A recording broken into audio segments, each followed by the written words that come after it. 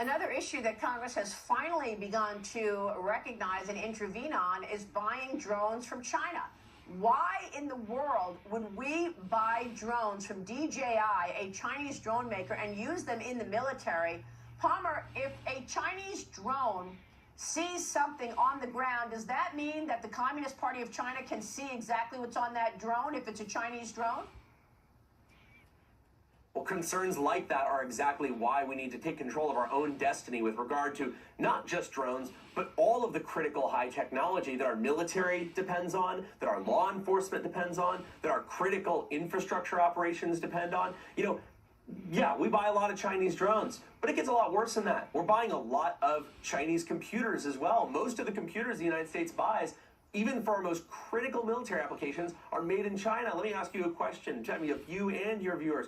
Could you imagine if during the height of the Cold War, America had been buying all of our computers and command and control terminals from a Russian company headquartered in Moscow under Kremlin supervision? It would have been completely unthinkable. But because we've been hollowed out by globalism, we've outsourced all ability to make the things that allow us to control our destiny, we're forced into buying Chinese drones, Chinese computers, Chinese chips, Chinese sensors.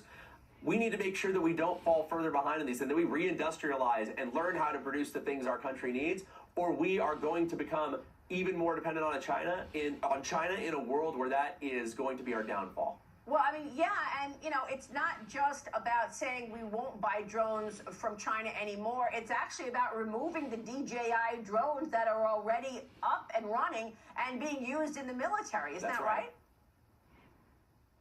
Well, it's right, and I think that people, there's a lot of people saying, well, but Palmer, we can't prove that the software is doing anything today like funneling information back home, but that's not the point. It's very similar to the security concerns around applications like TikTok. It's not that they are necessarily directly funneling the data today. It's that they have built a system where it's trivially easy for them to push targeted updates to individual instances of the application to target a particular user and have that code never reviewed at a larger level by the platform holders like Apple or like Google.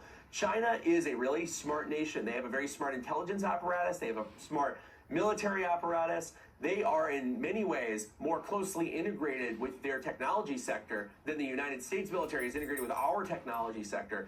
And so, again, the worry is not that every DJI drone is sending that data today. It's that they could make that the case trivially easily. And in China, you don't have a choice to not work with the government. At least here, it has to go through the courts. It has to go through warrants. The process in China is that via civil-military fusion, you have absolutely no right to deny a request or a command by the military to work with you, use your technology, or take control of your technology.